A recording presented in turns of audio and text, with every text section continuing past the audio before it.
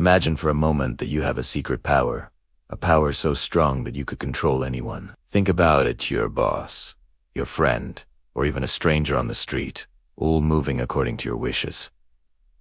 It sounds like magic, doesn't it? But it isn't magic at all. These are hidden techniques from the world of dark psychology. Powerful and dangerous tricks that can influence minds, bend decisions, and make people dance to your tune. Today, I'm about to reveal these tricks to you, but let me warn you, what you are about to hear is for educational purposes only. If you misuse them, the consequences could be dangerous, even destructive. Still, once you learn them, your mind will never be the same again. Let's start with something very subtle yet extremely effective: the illusion of choices. Have you ever wondered why people refuse when you directly ask them to do something? The reason is simple. The human brain resists control. The moment someone feels they are being pushed, they say no. But what if you could make them feel as if they are in control, while in reality, they are doing exactly what you want? That is the illusion of choices. You don't tell them what to do, you offer two options, both leading to your goal. For example, if you want your friend to go out with you, asking directly may lead to rejection. But if you say, "Shall we grab a burger or pizza tonight?" the illusion sets in. They feel they are making the decision, but in reality, they are already saying yes to your plan. Big politicians and business leaders have been using this trick for decades, giving people choices that all lead to their benefit. And once you master it, you can gently guide anyone toward your desired outcome without them ever realizing it. But the game doesn't stop there. Another deadly weapon of influence is known as the yes ladder. Think about it. When you ask someone for a big favor straight away, most people hesitate, but psychology reveals a hidden path.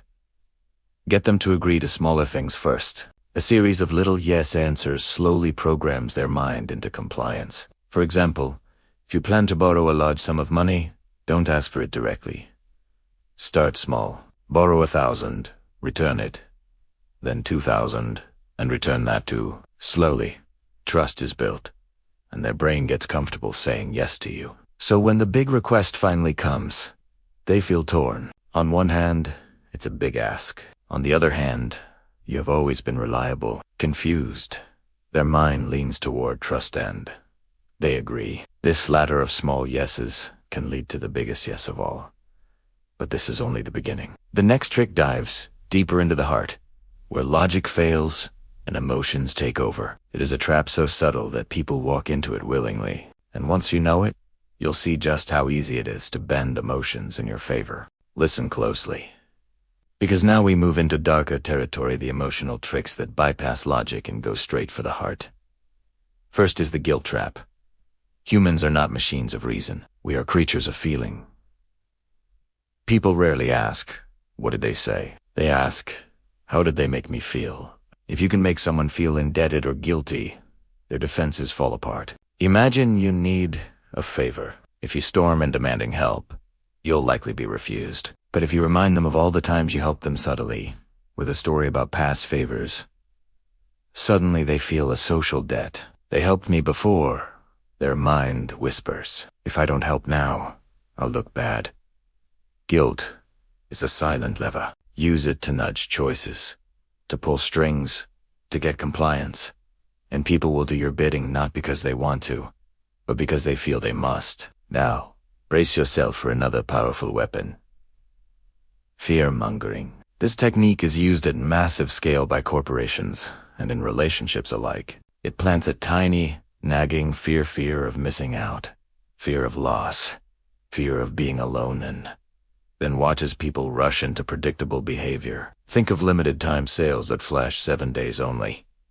That countdown creates anxiety, a sense that if you don't act, you'll lose something valuable. You scramble and buy before thinking. In relationships, it's even more insidious. If you hint that you could leave at any moment or behave like you don't need someone, you create a fear in them.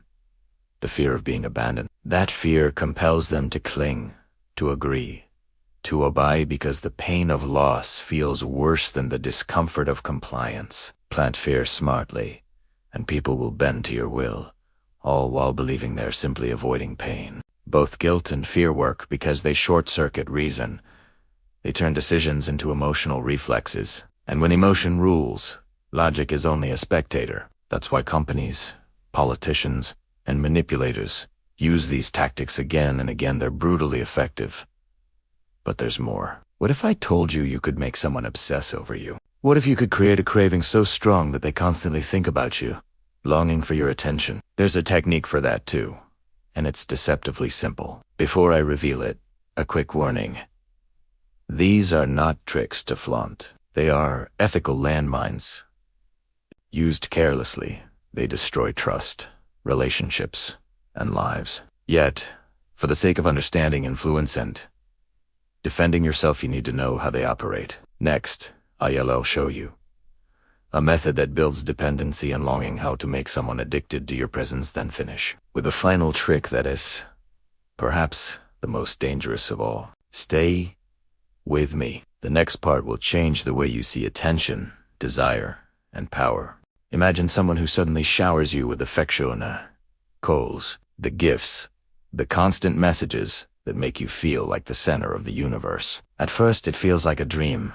You're adored, noticed, worshipped. This is love bombing, and used cleverly, it creates dependency. When a person becomes addicted to that intense attention, they'll do almost anything to keep it. But then the pattern shifts, the attention fades, messages become scarce, and proximity is withdrawn. The sudden absence hurts like withdrawal. That ache compels them to chase the feeling again, to prove their worth, to beg for the attention they once had. This cycle of affection, followed by withdrawal, creates obsession. People rearrange their lives, change behaviors, and surrender boundaries just to reclaim that flame. If you wanted someone to think of you all day, to plan around your return, to become restless in your absence, this pattern will do it. It's simple, cruel, and alarmingly effective. Now picture a room where two people sit quietly. One asks a single, soft question, "Are you hiding something from me?"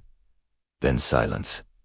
Absolute silence. No pressure, no accusations, no follow-up. Just that question and a stillness that feels heavier than words. The other person shifts, uncomfortably, searching for a way to fill that quiet. Our brains hate open gaps. We fear unresolved spaces. In that silence, guilt bubbles up, defenses crumble, and secrets often spill out without force. This is the power of silence, one of the most dangerous yet underestimated tools of influence. You don't need to scream, argue, or plead. Quiet, welcomed silence destabilizes the other person's emotional armor and invites confession, compliance, or pursuit. Use it, and people will race to repair the breach you create. At this point, you might be wondering, if these techniques work so well, why aren't we all using them? The answer is responsibility. These methods strip agency. They can manipulate, harm, and destroy trust when abused. Knowing them is not an invitation to become toxic. It's a shield. Understand the mechanics so you can protect yourself and recognize when someone else bends these levers against you. The most powerful person, isn't the one who can control others, the one who refuses to be controlled. Keep that power. So what should you do after knowing all this? First, observe. Notice patterns, repetitive yeses, manufactured choices, guilt-laden requests, fear-based urgency, alternating affection and withdrawal, and the unsettling quiet that compels confession. Second, set boundaries. When someone pressures you with limited time ultimatums or makes you feel guilty for saying no, step back and breathe. Third, reclaim your narrative. You are not a puppet. You are an actor with agency. Decide what you will tolerate and what you will not. Finally, remember this paradox. Influence is a neutral tool. In the hands of the deceptive, it wounds. In the hands of the wise, it protects. Learn to read these tactics, not to hurt others, but to defend your mind, your heart, and your choices.